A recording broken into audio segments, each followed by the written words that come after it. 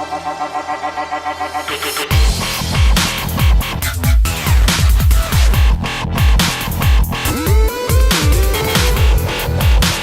guys, Ashlane here coming at you today, discussing Drag Loon all the way up at Town Hall 11.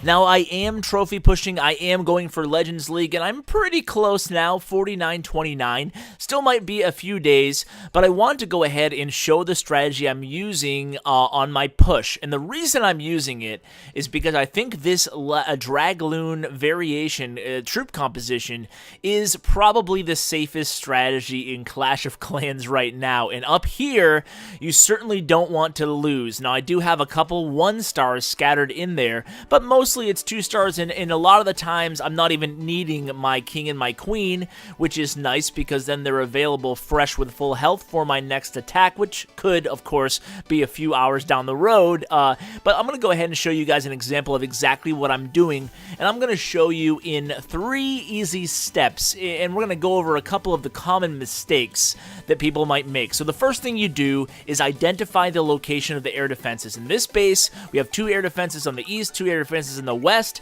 You can see we have 1 single target Inferno Tower. You look at the direction the air sweeper is facing, and then you make your decision. What you want to do is zap out using 2 lightnings and 1 earthquake the air defense that is second closest to your engagement point. The closest to your engagement point is going to be hit with the lava hound that you have in your clan castle.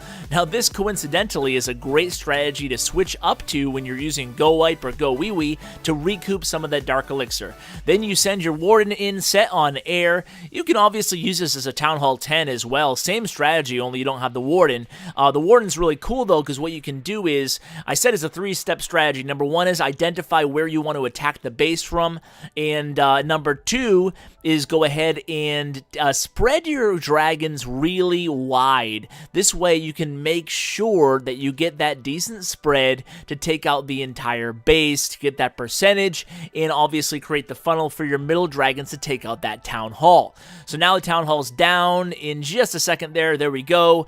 My hero's not even needed. Normally, you can see, obviously, I'm opting not to bring some wall breakers, minions, some hog to lure, any of those options that you see from other users, just because, you know, I don't know, 80% of the time I'm getting 2 stars without needing the rest of my heroes here. So let's go ahead and show another example, and we'll cover a couple more of the finer points to this strategy. Here's the army composition, by the way. 11 dragons, 1 lava hound, and 5 balloons. I have a poison spell for the clan castle troops. Of course, half the time it's a lava hound in the clan castle, and I don't end up needing the poison, but I take it just in case. Some people might prefer to bring a haste spell.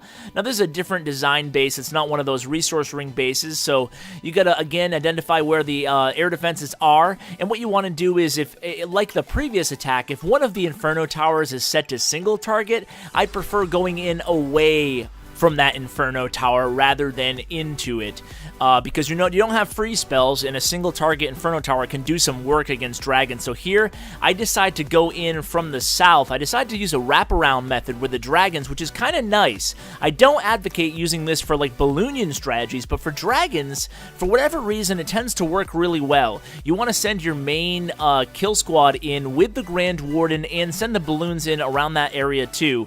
And then what you do is you just form a triangle with the 3 rage spells. You deploy 2, a little, maybe 10 seconds or so into the dragon portion of the raid, and then you deploy that 3rd rage spell right on top of the Town Hall. Now, the trick to using the Grand Warden ability, I guess this would be the 3rd key of the successful attack, is as soon as you see the clan castle that's full of, you know, ground air targeting troops like wizards or archers, as soon as you see that deploy, then you can go ahead and deploy the Tome ability, or you can deploy the Eternal Tome once you start seeing those air mines come up from the ground before they hit their target. Same thing on GoWiWi attacks. Right before you see, well, right when you see the giant bombs, right when you see them, you have actually like a 2-second delay before they explode. So if you can click the Eternal Tome ability right before they explode, you actually have a great advantage. Let's go ahead and take a look at the #1 base in the game. And I haven't looked at this base before, but I just want to tell you guys how I would attack it using this strategy.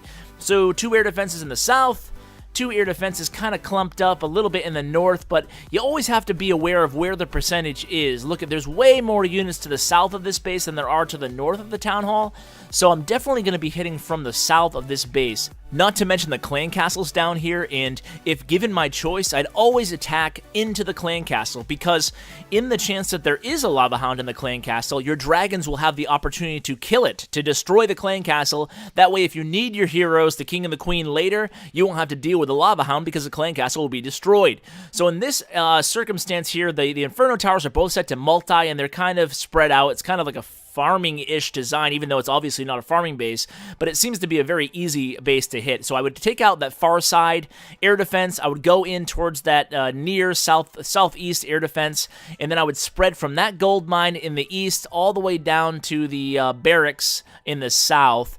That way, a nice wide spread on those dragons. That way you can be sure you get the percentage. That's why it's such a safe attack. Now, I should mention before I let you guys go that you can certainly use 2 freeze spells, 3 rage spells, and an earthquake and a poison if you want to, and not zap that other air defense. But I find, although there is certainly more reward to stand that way, in terms of you have a better chance at 3-starring a base, I think it's a little bit riskier in terms of 2-starring challenging bases that are clearly anti-air setups. So you guys can choose what tactic, I should say, works best for you.